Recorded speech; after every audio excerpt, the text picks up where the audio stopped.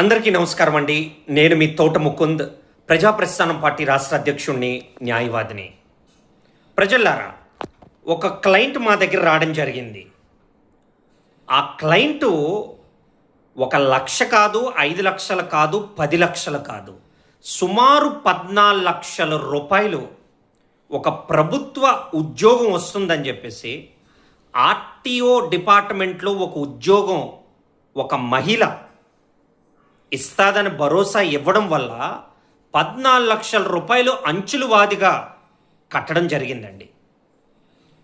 ఎవరైతే మోసం చేసినటువంటి మహిళ 5 నెలల్లో ఇచ్చేస్తాం ఆర్డర్ అని తొలి ఈ వ్యక్తిని నమ్మించే వంటి కార్యక్రమం చేసి ఫస్ట్ ఇన్స్టాల్మెంట్ తీసుకోవడం జరిగింది. మళ్ళా 6 నెలలు పోయిన తర్వాత కొంత అక్కడ ఇంకా స్క్రూటినీ అవుతున్నాయి, ఇంటర్వ్యూస్ అవుతున్నాయి, కొంత స్ట్రీమ్లైన్ చేయవలసినటువంటి అవసరం ఉంది అని చెప్పేసి నెక్స్ట్ ఇన్స్టాల్మెంట్ డబ్బులు కూడా తీసుకోవడం జరిగింది. అలా 14 లక్షల రూపాయలు క్లయింట్ మోసపోయి మా దగ్గర రావడం జరిగింది. సో ఇప్పుడు ఈ వ్యక్తికి ఉండేవంటి రెమెడీస్ ఏంటి?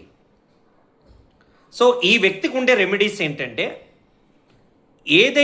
ఎక్కడైతే బ్యాంకులో ఫోన్పేల ద్వారా ఆయన డిపాజిట్ చేశారో, నెఫ్ట్ ద్వారా ఆయన డిపాజిట్ చేశారో, ఆ బ్యాంకు జ్యూరిస్డిక్షన్లో ఉండేవంటి పోలీస్ స్టేషన్కి మోసపోయిన వంటి వ్యక్తి కంప్లైంట్ ఇవ్వచ్చండి.